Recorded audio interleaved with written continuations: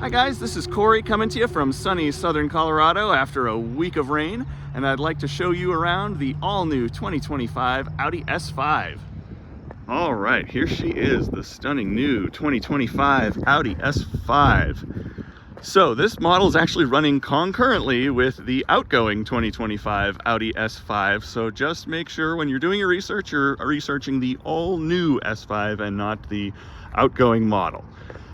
So one of the biggest things that's happening for the all-new S5 is that there is no longer a two-door or a convertible version offered. So we're only getting the four-door sedan, although it's a little different. You're probably thinking, well, isn't that the S4? Well, it was. The S4 used to be a sedan, and then there was the S5 Sportback. So it is still, in essence, a Sportback, as I'll show you here in just a moment.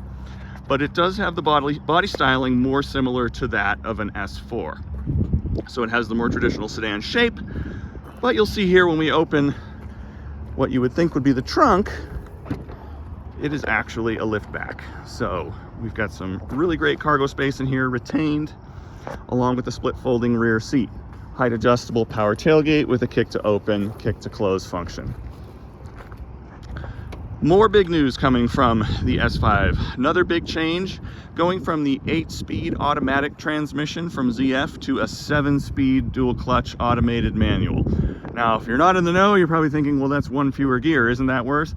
Not really, I don't know. I think 7 speeds is the sweet spot on this car, and a dual clutch automated manual is a more engaging transmission than a torque converter automatic. So I think you are gonna get a more engaging drive from that gearbox. And it should have quicker shifts and just generally be more enjoyable. Horsepower is up on this car. Let's go ahead and pop the hood here quickly.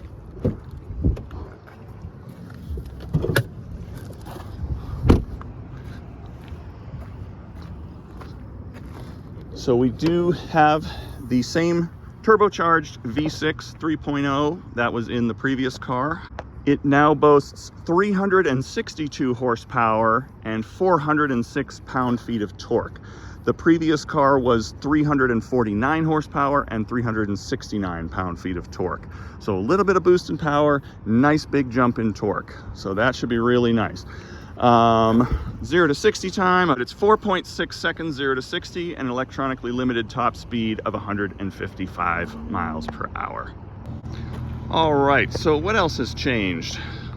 A couple of things. So I'm talking as if you already know the outgoing car, and I apologize. I'm knowing it so well, I'm probably gonna skip out on some things. But one of the things that's kind of trickled down into the lower trims that's a really cool feature is on the inside, you're getting a head-up display at the Premium Plus trim. So previously, if you're an Audi person, you know Audis, you'd always have to go up to the top trim level, the Prestige trim, to get that HUD. So I think that's really cool. They're offering that in the Premium Plus.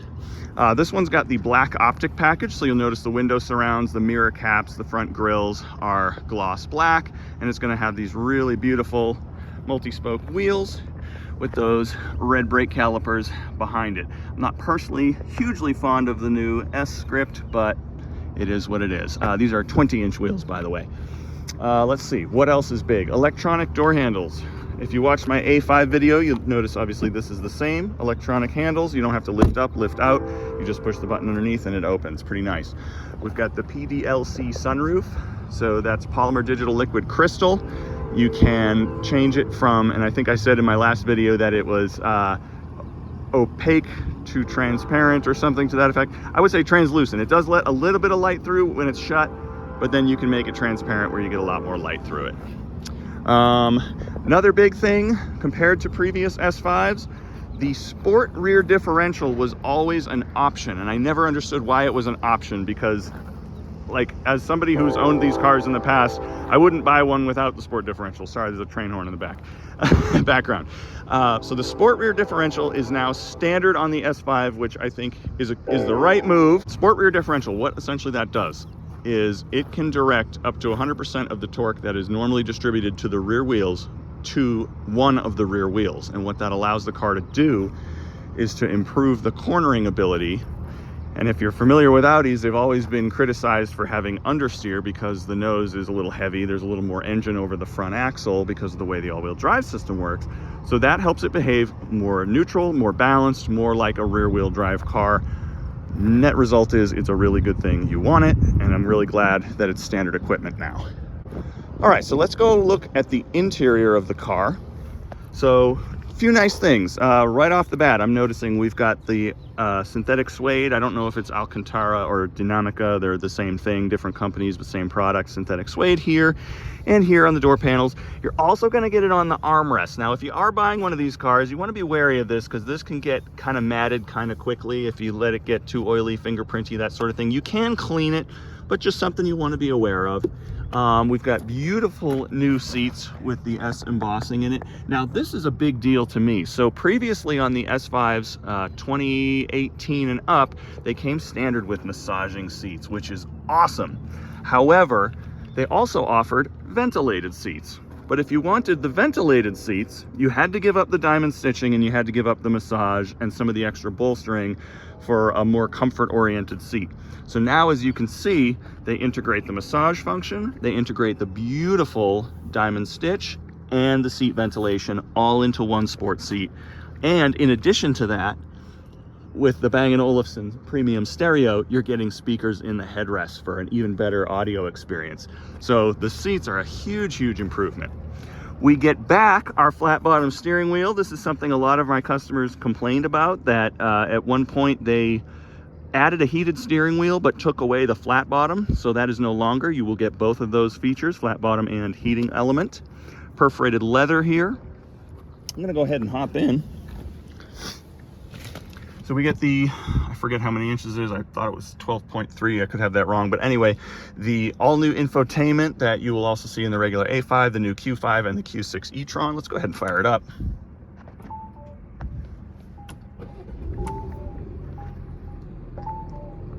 So all-new infotainment display. Climate control stays on the lower panel. I know a lot of people are probably going to bemoan the fact that, oops, let me turn this off so you can hear me. I know a lot of people are going to bemoan the fact that they got away from the physical buttons. Oh my goodness. But at very least, this will always stay on the bottom unless you have your cameras pulled up. So you will be able to make quick adjustments to your climate control without having to change to a different menu, unlike on some cars, BMW. On the steering wheel, you do have the touch response buttons, but you can also press them like physical buttons. This is just like in the Q4 e-tron. So you can press them, but you can also draw up and down to get things done that way as well. So different ways to do it. And with the new Audi AI assisted voice commands, hey Audi. I'm listening. Never mind. There's, I think, over 400 commands that it can recognize, so you can really speak to it naturally, which is really quite nice. I wanted to point out that PDLC sunroof before I forget. Whoa, my fingers are in the way, sorry. So right now it's closed and you can see it's letting a little light in, but not a lot. And if I push like I'm opening it, then it opens right up and you can see that nice, beautiful sunny sky. Then if I push like I'm tilting the button, so just kind of angle it, then you can get some stripes. So it lets in some of the light, but not all of it. And you can do it in the opposite direction as well. So that's something really cool. I really like that. With the cars with the panoramic roofs previously, it would have a powered shade that would open and it just seemed to take forever. So the fact that this opens and closes quickly, I think is really cool.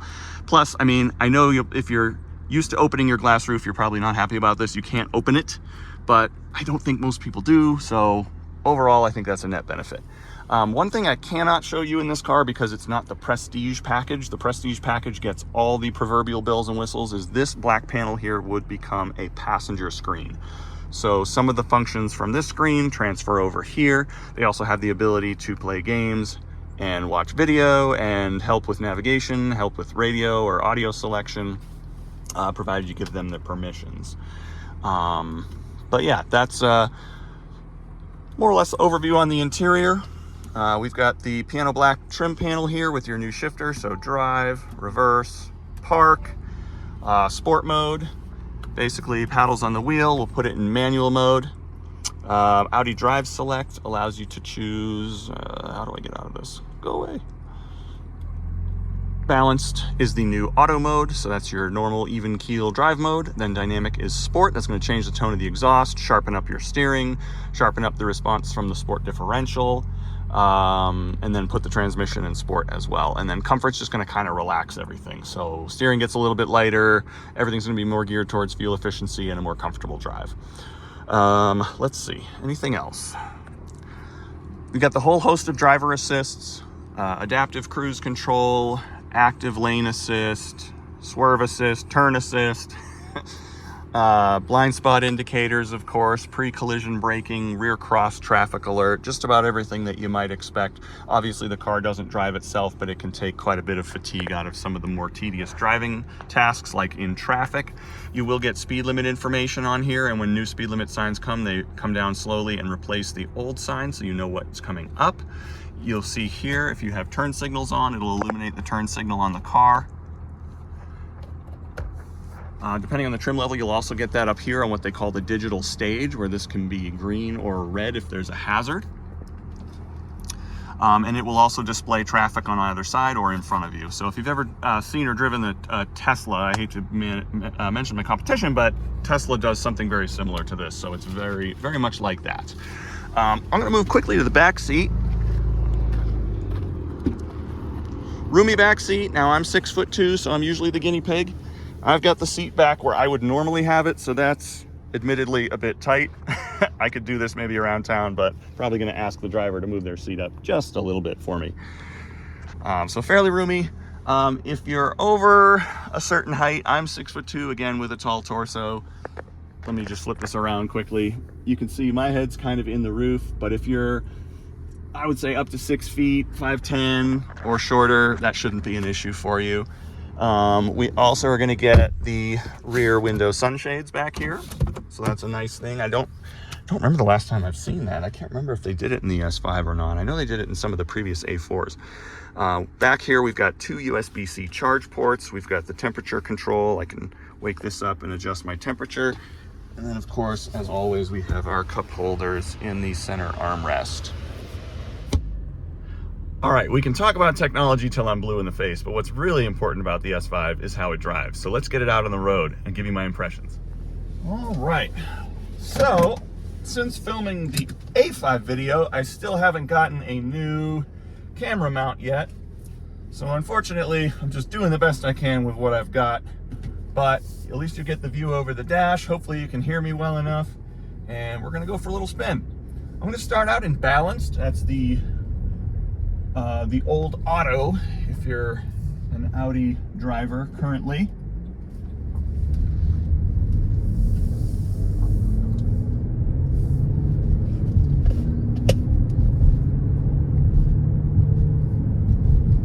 So just breathing on the accelerator, it feels pretty brisk. No initial lag.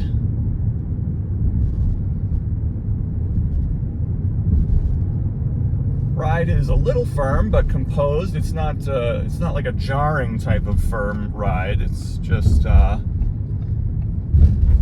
over some of these pavement cracks, of which there are many in my town.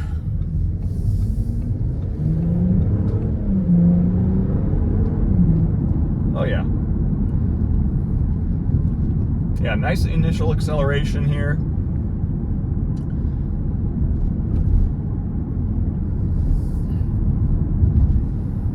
Steering feels really light. I'm going to see how it feels when I put it in dynamic mode, but I did read that as one of the criticisms in one of the reviews that I read, so we'll see how I feel about it here in a little bit.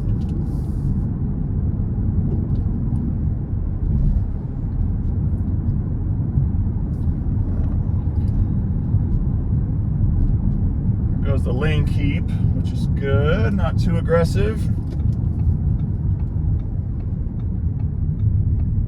Ooh, I don't know if the camera's catching that, but that is a Lotus Evora and a little Miata with some numbers on it. Must be a driving event today. All right, I'm already bored with balance mode, so I'm gonna go ahead and put it in dynamic.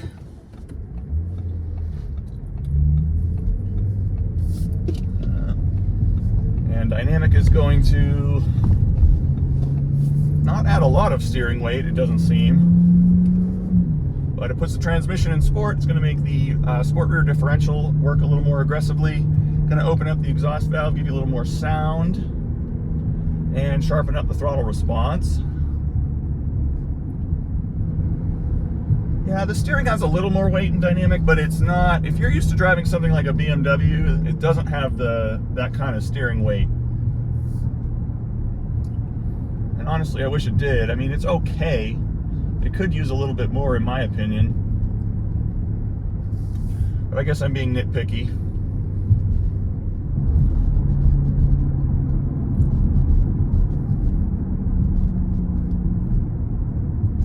Yeah, you definitely get some road feel in the car. On these 20-inch wheels, you know, it's definitely, how do I say it? I wish people put smaller wheels on cars. I remember when I had an RS6, a 2003 RS6 with 18-inch wheels, and I put 19-inch wheels on it, and I felt like I could feel every single thing through the road. Well, this has 20-inch wheels, and the suspension does a very good job. But there's only so much you can do with these big wheels. They do look really cool. I will say that. They look really, really cool, in fact. And it's a Saturday afternoon, so there's going to be traffic, but I'm going to do the best I can here to give you some driving impression.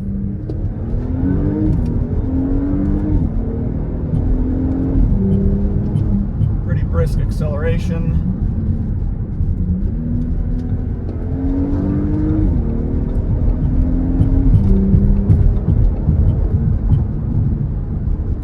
Sorry, Nissan Versa, but going way too slow. Brakes feel quite good. Good bite. I don't know if they're brake-by-wire or not. I know Audi's starting to kind of adopt that in most of their cars. Sorry, I did not understand that. Oh. Can you repeat it, please? Cancel. Sorry, I still did not understand Cancel. that. You can look for Oh, possible good voice Lord. commands in my settings under the Help tab. Yeah, anytime you say the word Audi, she wakes up and goes, "What is it you needed?"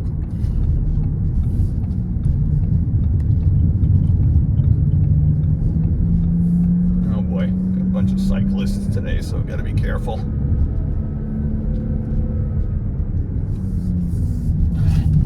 Alright, let's go around this corner.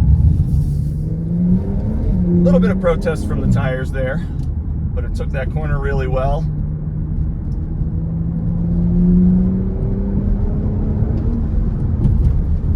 Yeah, I mean, it's quick, it's drama-free for the most part.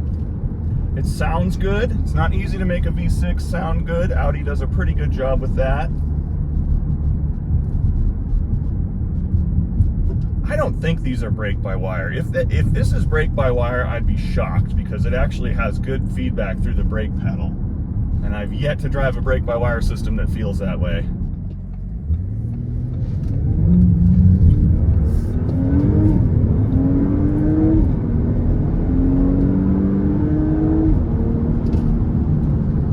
That was a pretty big number we just got to in a very short period of time. Yeah, no, it feels like a very sharp instrument. It handles well.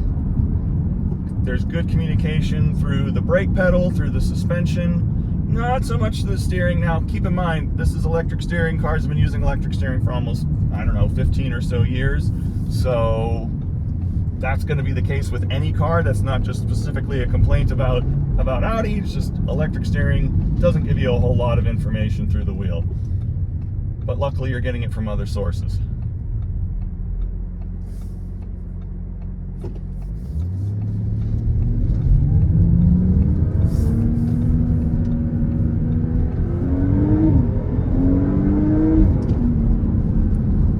Yeah, I definitely like this 7-speed transmission over the previous 8-speed. The only gripe I have, and I know most people are never going to complain about this, but when you're in manual mode, it will upshift for you if you hit redline. And I feel like a quote-unquote true sports car should not do that. It should bang off the rev limiter until you shift. But that is a minor critique, so you are talking to like the 1% super nerd, car enthusiast, track junkie guy driving it, so. All right, I'm gonna switch to comfort since we're now stuck in traffic. And then again, that quiets down the exhaust. It's going to make your steering effort a little bit lighter. Put the transmission back in drive for fuel efficiency's sake, and just kind of relax everything. So it becomes a completely docile machine. And one of the things I like too, I'm going to say this because I just drove a, I think it was a Mercedes C43 AMG, if I remember correctly, a couple days ago. And when you put that thing into its maximum sport mode, it adds all this artificial exhaust noise. It makes the shifts really aggressive, and it doesn't need to do that. You know, it's just trying to fluff up the car to make it seem like more than it is, and I don't actually like that about it. So I think Audi keeps it pretty honest. The modes are distinctive enough between comfort and dynamic without getting over the top and kind of obnoxious about it. But yeah, even in comfort mode, when you ask it for acceleration, it's going to deliver. There's not much lag. This is a twin scroll turbo, and it's called a hot V. And what that means is they put the turbo in between the banks of the cylinders so you have the shortest path for it to get those exhaust gases and start to spool up. So it's going to be a lot less laggy than in previous iterations.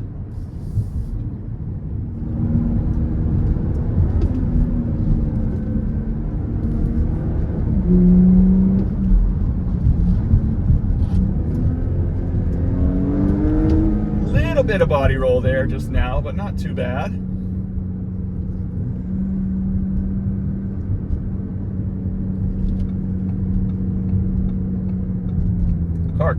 Car definitely rotates pretty quickly though. I mean, I would expect that with the all-wheel drive and the sport differential.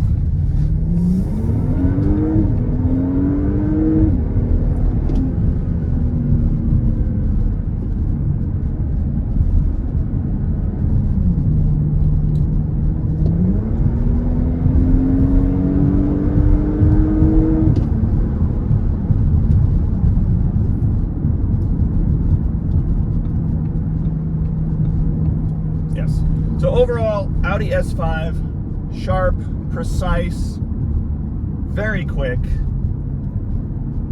very competent vehicle. If you're considering one of these, you've got to take it out for a spin and feel it for yourself. But I very much like the way it drives. I like the feel of the flat bottom steering wheel. I personally haven't really been much of a flat bottom steering wheel guy, but this one works really well.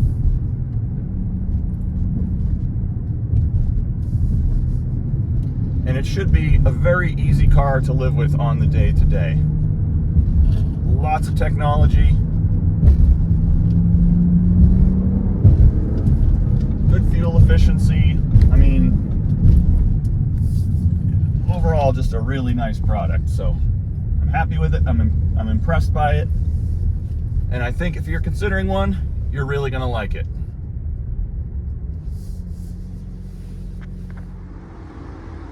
Once more, this is Corey with Audi Colorado Springs and Cars and Corey. If you'd like to reach me directly, my desk line is area code 719-575-7844. Please drop any questions you have about the car in the comments if you have any feedback for me. I did this one kind of off the cuff, but didn't do a lot of editing, so I apologize if it's a little iffy quality, but hopefully you got the information you're looking for, and hopefully you're interested in the car. Thank you so much for watching. I really appreciate it. And if you'd like to see more automotive content from me, mostly Audi-centric, but I do some other stuff every now and then, please consider subscribing to my channel and like the video if you like what you saw. Thanks again.